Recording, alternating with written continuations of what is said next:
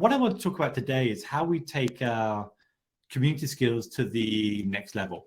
What I've noticed in so many organizations I've worked with over the past couple of years is that a lot of people who move into managing an online community, they drift into it. And it's never like a career goal they have. And everyone seems to learn on the job, which is fantastic. I mean, it's a really good thing. What it also means that there can be gaps in your knowledge, which can be easily filled. And once you understand some of the basics, you can use the principles that we're going to cover in this lesson to build any number of communities you ever want to work on. What you're going to get at the end of this session is a couple of things. One, a free chapter from my book, or not my upcoming book, my current book, access to the accelerator tool we have, access to FeverBee experts, free download of my book, community roadmap workbook that we use, and an audience analysis template as well. But before we get there, I want to define something important.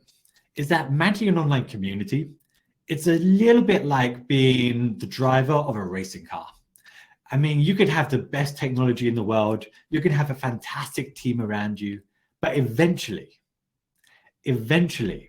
everything rests upon you. It rests upon your ability to do an amazing job at driving that community. And what we've found so often is that when we're benchmarking the skill set of different community professionals using the accelerator tool we have, is that often there are very big gaps. And some people have a specialism in a certain area, say engagement, but they often have gaps in other areas. And what I want to spend a little bit of time on today is what are some of the key principles, the biggest wins that you can learn really quickly and then deploy within your community. Let me ask you this as a question just to think about. What do most community professionals spend most of their time doing? Take maybe 10 seconds. You can put your answer in the chat if you want. What do most community professionals spend most of their time doing? What do you spend most of your time doing? What we're seeing from the data that's available at the moment is that most people spend most of their time communicating. In fact, if you look at almost any of the available data that's out there, it's communicating. One of the things we do with our clients, when we begin working with a community manager or a community team, we ask them just for a week, just to list all the things that you're working on. And what we find is that usually you get a list that looks a little bit like this. And what do you notice about this list? Is that almost all of it is spending time communicating with members, engaging with members, figuring out the things that really matter and things that don't matter. And what we also find is that some things are more common than others, as you can see here, but almost all of the time it's spent engaging with one another. And this leads to another question, and a question we often ask the people we work with. How highly would you rate your engagement skills today? Think about this on a scale of maybe 1 to 10, and you can put your answer in the chat window as well if you like. How highly would you rate your engagement skills today? Take maybe 10 seconds and put your answer in the chat window. How highly do you rate your engagement skills today on a level of 1 to 10? What we've found in almost every situation where we've asked this question is that most people will say a 7 or an 8.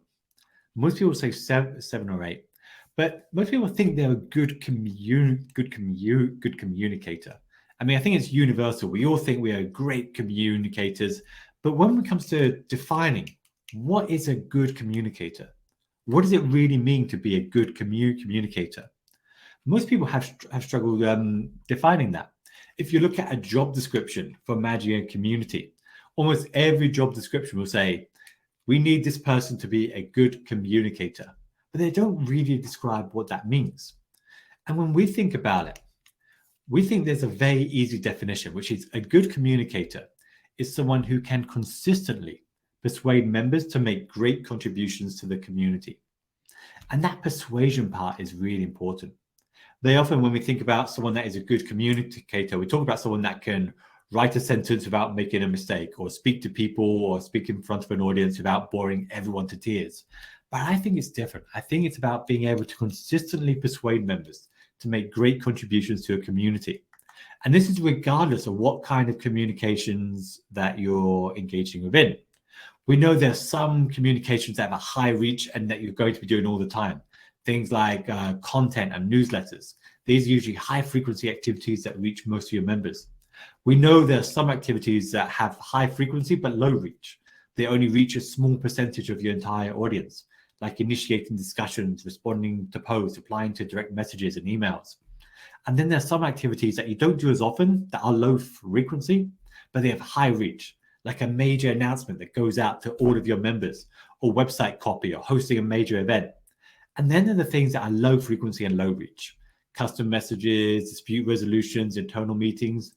We try not to spend too much time doing these kinds of activities. But if you're really good at engaging members, you know how to adapt your messages for each one of these audiences. A while ago, we actually decided to benchmark engagement skills. When we began working with different organizations, we began developing a framework so we can benchmark how everyone is at engaging members at the very core level today, and how they respond to a discussion, how they start a discussion, how they keep people engaged. And we try to think about what are the different levels that people can progress through here. When we train people in our courses, we try to get them gradually from that level 1 to level 2 to level 3 and beyond. And then we start looking at the sample of the different messages that they send out, and we can put together a rough benchmark, and then we can compare it over time. So we look at things like friendliness. Is the tone of voice, is it friendly? Is it welcoming? Is the response or the messages we're sending out, are they personalized to the individual, or do they feel like the same messages that are sent to everyone? We look at knowledge as well. We look at, does the response or the messages, do they contain unique, useful knowledge? If it's more of a support community, we also look at resolution. When someone asks a question, do they get an answer, or do they get an actual resolution to the problem that they're mentioning? And do they have a sense of influence? When you respond to someone, do you feel you're giving them a unique sense of influence? And when we start benchmarking people on this scale, suddenly that 7 out of 10 seems a lot rarer, and most people are at a 5 or 6 out of 10, which might seem bad, but it also means there's an incredible opportunity. If we're doing well building a community at the moment, imagine how amazing we can be when we just upgrade our skills just a little bit here. And this applies to all kinds of communications we're sending out. If I look at my spam folder, for example, what you see here is a wide range of different messages that I've been receiving for different organizations. Every single person who sent these emails out, every person, every organization who wrote these emails thought they were being really persuasive.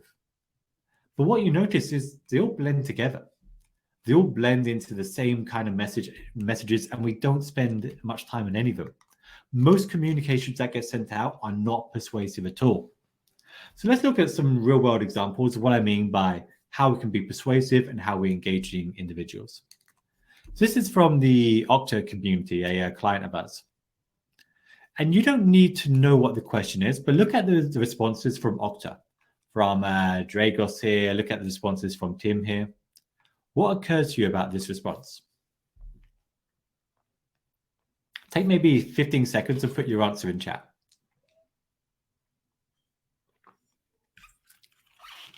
What do you think about these responses from Okta here? Do you think they're good? Do you think they motivate you to participate in that community again? Do you think they're going to get you more deeply engaged within that community? And we can go and zoom in on this if we want. What do you think about this? Put your answer in the chat. So what we have here is that people that are responding that don't have the same background in community management that a lot of us should have. And now compare this to Phoebe's response here. Again, you don't need to know what the question is, but what do you notice about her response? Sorry, it's a bit more pixelated than what I thought it would be. But what do you notice about Phoebe's response here? Same organization, she works for Okta as well, but what is the difference? Again, put your answer in chat for a second. I should warn you as well, I can't see the chat window here, but I'll try to predict what you're saying here. Do you notice a difference in how she's engaging people? She's welcoming that person to the community. She's giving some personal relevance to how that question is relevant to her. She highlights that they come to the right place. She tags in someone else who can help provide the answer. And then she provides a compliment as well. Notice the difference here. There's a huge difference from replying in a response on the left-hand side to replying in a response on the right-hand side. There's a huge difference. And just by improving how we engage with members at this direct level, we can have a huge impact upon the success of our communities, regardless of what technology we're using, of what kind of support we have, or what kind of budget we have. If we just get into the habit of engaging at a higher and more advanced level, what we find is that the level of participation can get a lot better. We find even in communities, most communications are really poor. Let's take another example. This is the Vimeo online community, I think. Is this a good response? Again, you don't need to know what the question is.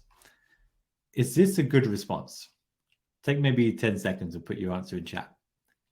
Do you think this is a good response or not? Is it likely to engage you in that community again? Do you feel like you're being seen and being heard? Do you feel like you're being appreciated for making that feature request in the first place? And the answer is no. It's a dismissive response. Hi, everyone. Thanks for keeping this feature request top of mind. We're currently evaluating possible solutions. It doesn't highlight what's happening next. It doesn't make members feel like they have had a sense of influence over the outcome. It doesn't make members feel like anything has changed. Let's go with another example, the AMD online community. A lot of these examples are customer support, but we'll come to other examples as well in a second. Again, you don't need to know about the question, but what do you think about this response? You don't need to know what the question is. What do you think about this response? Thank you for the report. Can you provide us the source code of your application for further investigation? Is it a good response? What you might notice is that it's not bad. It asks for more information, but compared to the response we're seeing from FeverBee before, it's nowhere near the level that it could be. It doesn't show any gratitude for the member for bringing that to their attention. It doesn't encourage a lot of further discussion. It doesn't have any empathy. It doesn't try to relate to that member at all. So it's a massive missed opportunity. It's not seeing every interaction in that community as this incredible opportunity to increase the level of understanding, to increase the level of participation, to build that bridge of understanding where members feel like they are more heard and more seen, and this community is more for them. So this is not an effective response. So what does good look like? There's a classic example I use all the time, and you might have seen it before. And again, I want to go away from customer support examples here and show how this applies in any kind of community. I think good looks like this. This is a post from Colleen Young of the Mayo Clinic. Again, you don't need to know what the question is, but take maybe 20 seconds just to read this. And then tell me in the chat window, what do you notice about this?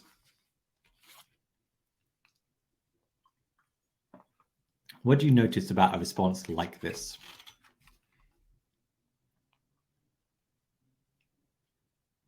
So take maybe 20 seconds and put your answer in the chat window. Why is this a good response? What is Colleen doing here? What are the specific elements in this discussion which make this a great response and likely to stimulate more engagement, to make other members feel seen and heard? What are the things that are happening here? The things that hopefully you've noticed is one, is that there's an app mention. So very, almost straight away, the person knows that it's a response that's personalized to them. And also in many platforms, this means they will get a email notification of the response. Two, she is identified. It's the member's first contribution to that community. Think about how challenging that might be. Some platforms like Discourse and one to others will flag when it's a member's first contribution. But platforms without that, how does she know it's their first contribution? She's managed to look it up, or she's noticed it's their first post, and that takes an extra level of care and effort. Next, she has specifically referenced the question. She's not just providing the link for more information, she has specifically referenced the question. Next, she has tagged in other people to respond as well. How do you think that makes these members feel? Again, you can put your answer in chat. If you are tagged in to respond to a discussion because someone thinks you might know the answer, how would that make you feel? Hopefully, it should make you feel quite good. Hopefully, it should make you feel like an expert. Hopefully, it should make you feel appreciated for the previous knowledge that you shared within that community as well. So this is a great kind of response that we want in a community. So everyone here not only feels like they can respond, but now they're motivated to respond as well. And think about this as well. How does she know who to tag in to respond? If you think about a community with thousands of members and thousands of posts, how would she know who to tag in to respond? She either knows the members so well, or she's developed a system where she has a good idea of who's participated in similar kinds of discussions and topics before and can easily drop in the right people into that discussion. And next, she's provided a link to useful information. It might have been better if she had taken the information from that link and included it in the post. And finally, she has asked for a second post. She hasn't just dismissively given them the information and told them to go away. She's asking them, I want to hear from you. I want to get an update. And none of these things take a huge amount of time to do. And it's just one or two paragraphs that we're looking at here. But when it's all combined, what makes this remarkable is that it drives contributions from others. It means that even if she doesn't have all the expertise herself, she can tag in other people that do have the expertise. She's found useful information, and she's building relationships between members as well. And what is really remarkable about Colleen is that she's done this over 7,000 times.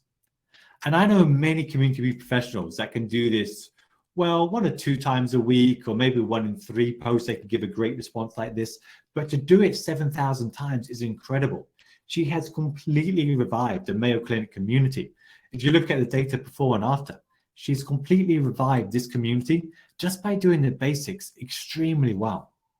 So what makes this response great? 1 is the speed of response. 2 is the personal welcome. The speed of response, by the way, is really important. What we've found is that if people don't get a good response within 18 hours, the chance of them participating again drops from around 60%, and then it continues declining really fast to 40%, 30%. I think it settles around 20% after a couple of days. So getting a good, quick response to members, especially in their first contribution, matters a lot. Second, there's a personal welcome. 3, she's tagged in other members to answer the question. She's shared relevant information, and then she's asked them for a follow-up. And if you just implement these really basic things, and I know how basic it sounds, but you'll be amazed that if you look at your last few contributions to a community, you're probably not doing all of these things. But if we just do these things, we know that the level of participation in a community increases. We know that members feel better about that community. We know that next time there's an issue or something they want, they're going to come back to that community because it made them feel better about themselves. Let's try another example. A while ago, we were working with the Facebook help team. And when we began working there, this was a typical kind of response that people get to a question. Take maybe 30 seconds just to read the question and read the response.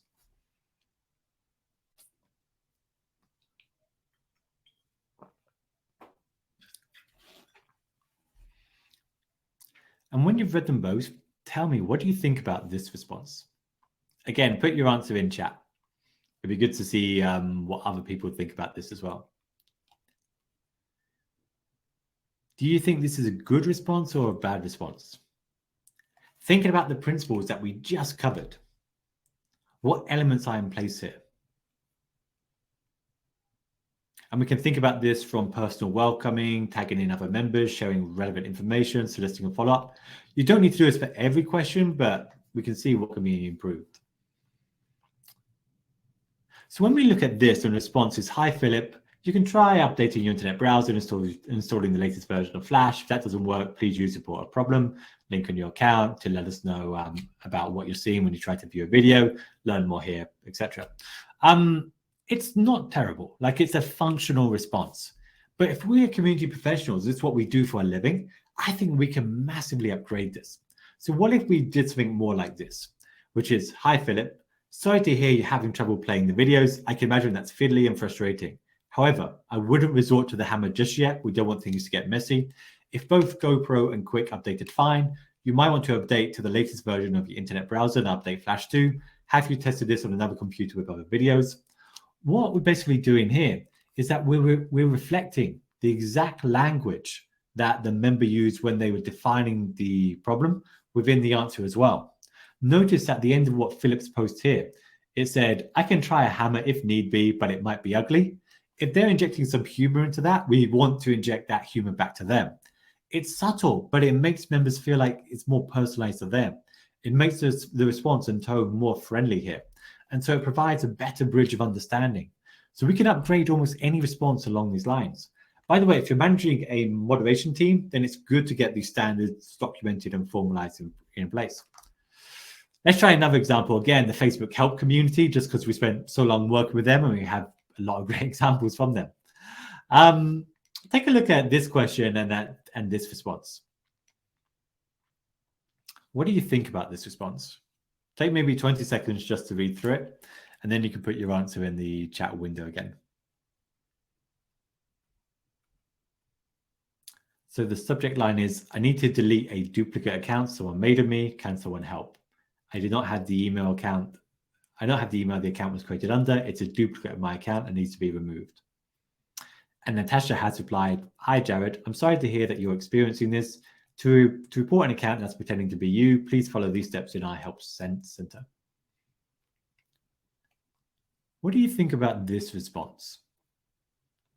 Again, put your answer in the chat window. What occurs to me is that it's functional, but it feels more like a customer support-based response. It doesn't feel like a response that empathizes with the person at all. It doesn't use the dynamic that a community creates to make that person want to be more engaged in that community.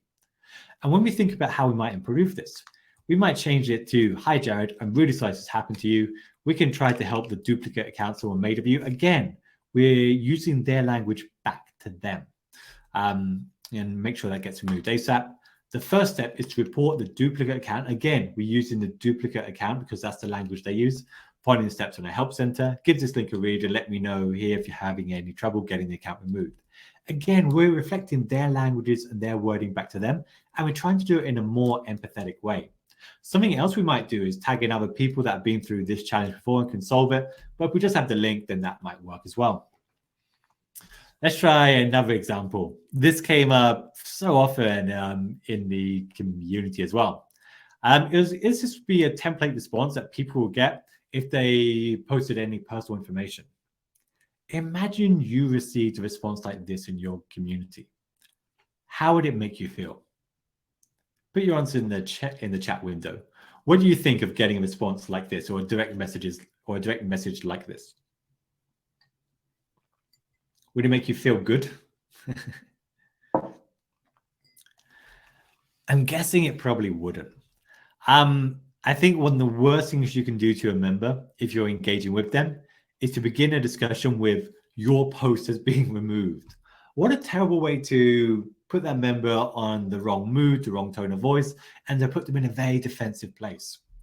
Wouldn't it be better if we changed the response to something like this, which is, hey there, great question, but would you mind reposting it without any of your private details, especially things like your email address, phone number, credit card information, and images of your driver's license and passport. In the wrong hands, people can do bad things with your details. But don't worry, we've got your back. We've hidden the old post for you.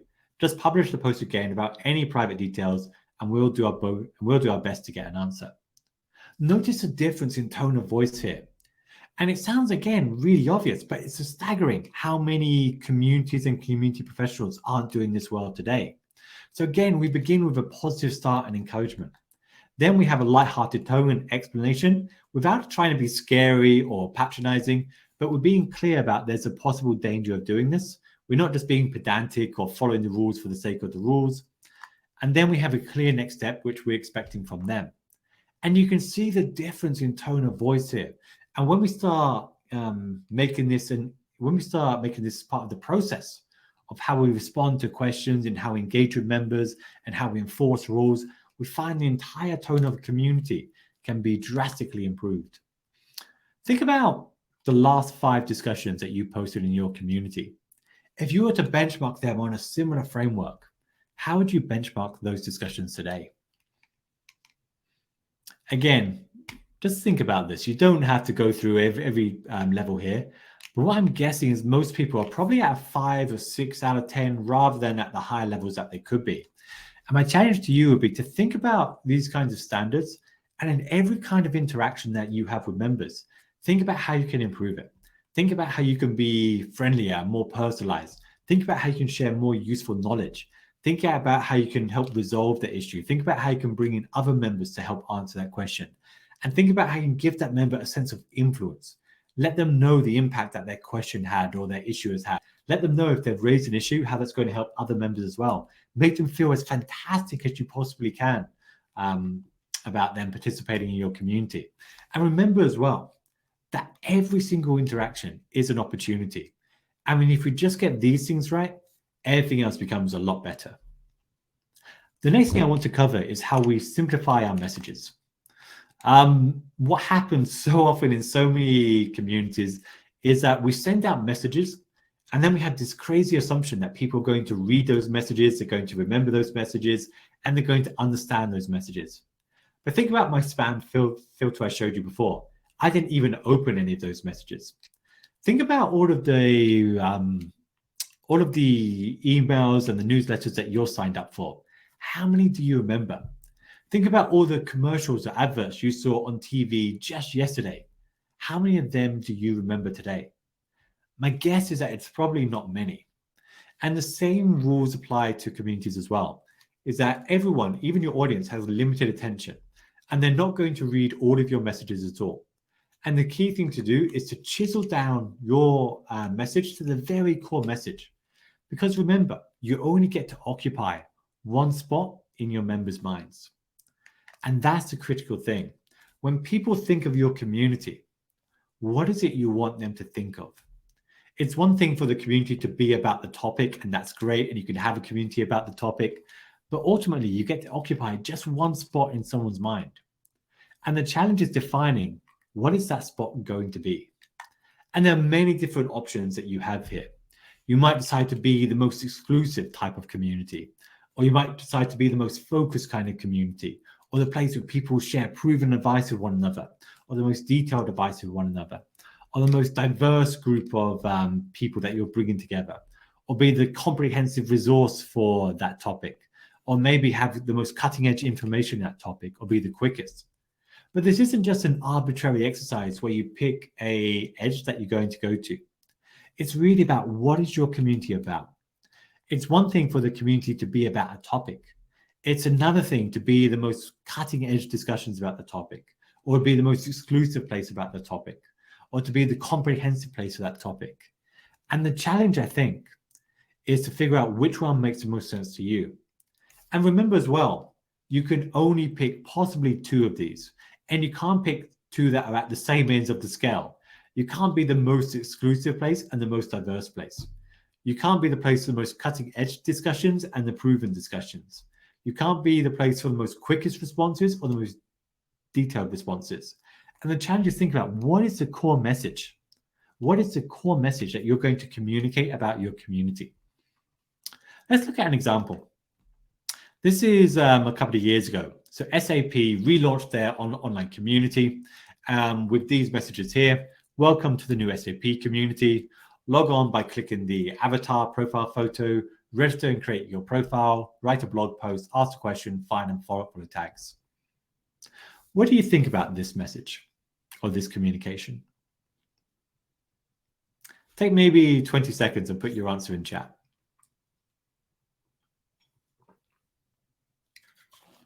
What do you think about this welcome message?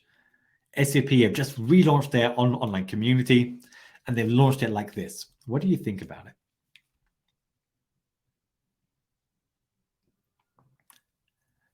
When I look at a response like this, and SAP are a client of us, I think about what is the memorable message here. I think if you've spent all this time relaunching a community and you're asking people to do 5 different things at once, none of them are particularly exciting things to do. The message should be, what does this new community help you do better than what you're doing before? Can it connect you with more experts than ever before? Can it help you build your reputation amongst your peers better than before? Can it help you find exactly what you want better than before? Has it reduced the time to find the information you want? They're sending out so many messages, but none of them are particularly memorable. If we go back a little, do any of them align with any of the things that members might want in a community? And by the way, this isn't a comprehensive list of things that you can target, but does it help you in any particular way? Is the community more exclusive than what it used to be? Is it quicker in getting responses than what it used to be? Is it discussing more proven information than what it used to be? Is it more cutting edge than what it used to be? So this message is unmemorable because giving a list of things that people can do doesn't persuade them to actually do it. There's no memorable message here. And more importantly, is that by trying to get members to do multiple things at once, they have ignored the one rule of being persuasive, which is to focus on that single, powerful, persuasive message. Let me give you another example. At the start of this presentation, I said by the end of this presentation, there were 5 things I was going to give you. In chat, and here's a challenge, name what those 5 things were. At the start of this presentation, what were the 5 things I said you would get at the end of this presentation? And just in chat, try and remember as many as you can. What you'll notice is that it's really difficult. If I just said one thing, if I said by the end of this lesson, I'm going to give you this one resource, I'm betting that would be a lot easier to remember than 5 resources. And this happens over and over again, is that because we try to send out as many messages as possible, trying to increase the value as much as we can, we think that's what makes a community more persuasive. But people don't remember that. If you just lead with one thing, if you focus on that single powerful persuasive message, that's what cuts through everything else. And one thing to think about is avoiding the cliches as well.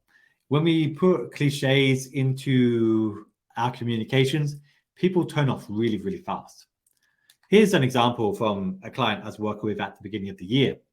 When they wanted to launch their community, their initial message was this. This community is an exclusive group dedicated to empowering leaders by sharing world-class expertise, exchanging insights, and revamping industry best practices. How many cliches can you spot in this? Quickly put your answer in chat.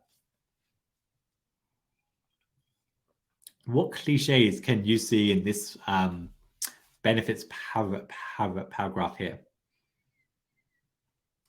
I'll give you another 10 seconds, perhaps. It's amazing how quickly people turn off when they see a cliche in your communications. And hopefully you've listed some of these things. Exclusive group, empowering leaders, world-class expertise, exchanging insights, revamping industry best practices. I mean, and also the other thing is that it's not clear what the unique benefit of this community is. It's not persuasive because it's trying to cover so many bases and it's doing it in a bad way. We revamped this to focus on something a lot better. And we revamped it to this message here. A private place to solve your toughest problems. Can you see the difference? Do you see how the difference is when you're trying to persuade someone that trying to list a bunch of different things that people can do is a lot different from focusing on that really core message and communicating it? And so often when we visit a community, the message would be, welcome to the community, connect and share and like and those kind of things. But none of that is persuasive. What you should have in that banner of that community, that key message when you join that community is that single, powerful, persuasive argument. What is the unique benefit of people participating in that community today? Because if we focus everything else upon that, you'll find that you're a lot more persuasive. People are going to engage with it. You're not going to satisfy the needs of every member you have, but it's going to be a lot more persuasive than what you would otherwise do. Another example, beware the argument dilution effect. This is very simply the idea that the more things that you include, you weaken the argument. When you include weak benefits along with strong ones, it weakens the strong ones. So here's an example. Imagine a community on the left, which says this community is, there's a typo, but it should say this community is where the top experts share their best advice. And then look at the community on the right. This community is where the top experts share their best advice. All members also get a free swag box and a $10 Amazon gift card. In theory, if we were rational human beings, the argument on the right would be more persuasive than the argument on the left because it includes extra stuff you get for free. But what actually happens in practice, and this is being proven time and time again, is that by including weak benefits with strong ones, people are less responsive to this kind of argument. And like I was saying before, when you think about the benefits I offered at the start of the session, I'm guessing you can't remember all of them because it was a mixture of weak ones and strong ones. So we have to think about this again and again. If we're going to be communicating with members every single day, what are these powerful, persuasive benefits that we're going to offer? Let's try another example of a communication. This was with another client that we are working with. Take maybe 20 seconds just to read this. And let me know your thoughts. Do you think it's good? Do you think it's bad? You don't need to know much about the community itself. And think about beginning with the subject line. Is it a persuasive subject line? What is the core message?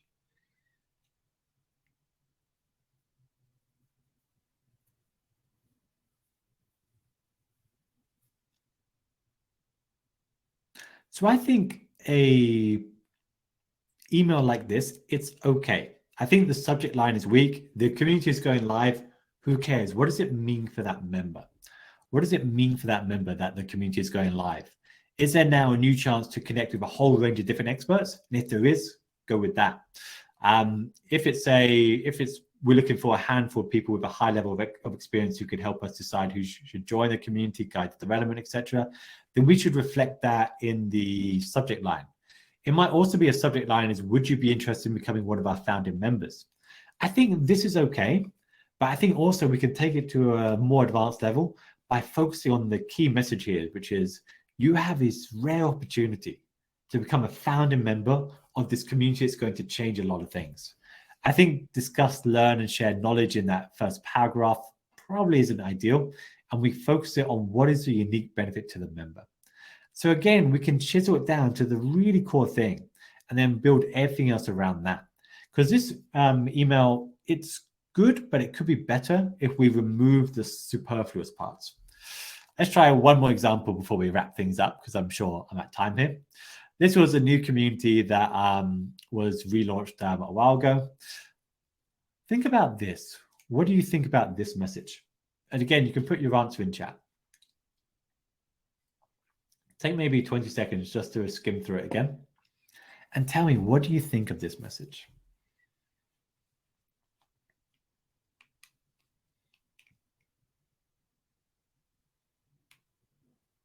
The interesting thing is that when we read a message in isolation like this, when I present it to you and you're not distracted by all the other things, you read the entire message, right? Because I'm asking you to read it.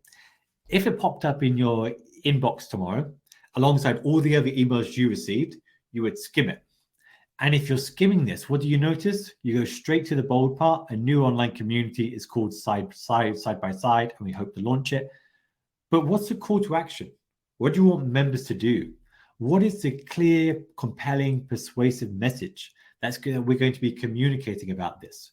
And in fact, the only thing that it seems to be offering is in the last paragraph, we believe Side by Side will give you everything that you have at the moment, and maybe even the ability to develop things in the future.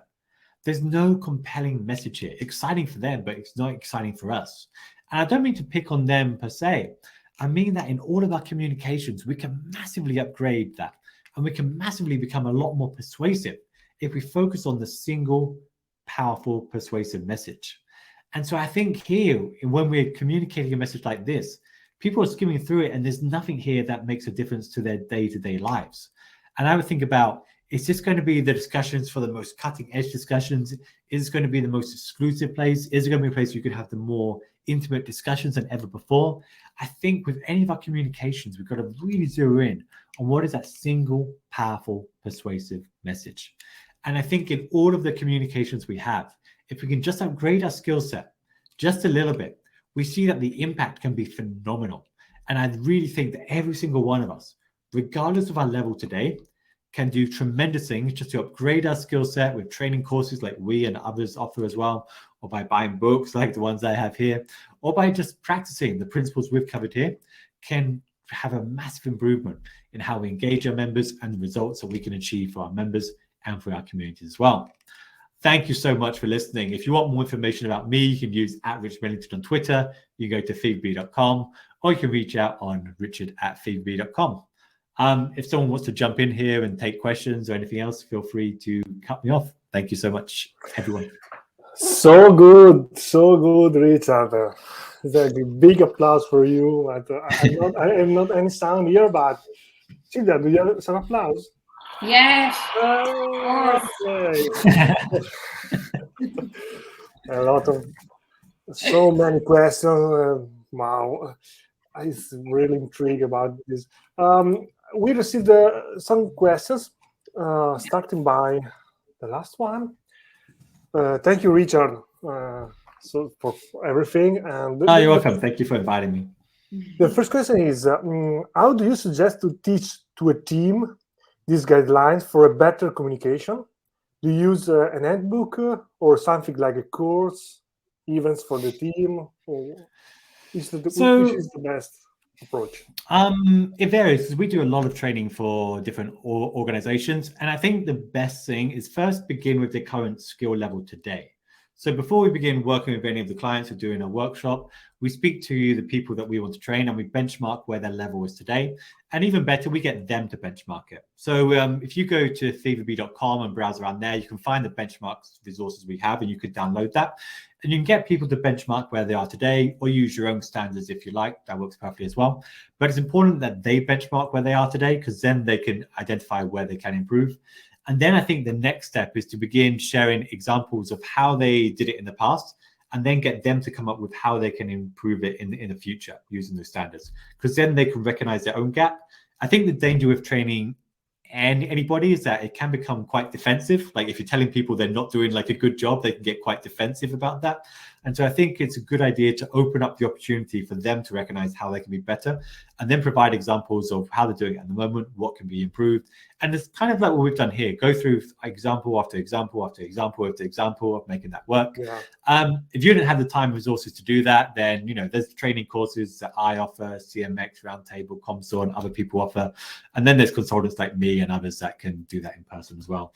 But I think it's good to do it for yourself, because I think that's going to be a massive win. I think that it's if you show the example and lead by example and show your people how to write things, it's a good. Yeah, I think the examples are key. Like, come up with examples of how people are posting at the moment and let them come up with ways that they can improve that. Make suggestions if you can. But I found that to be the most successful way of doing it today.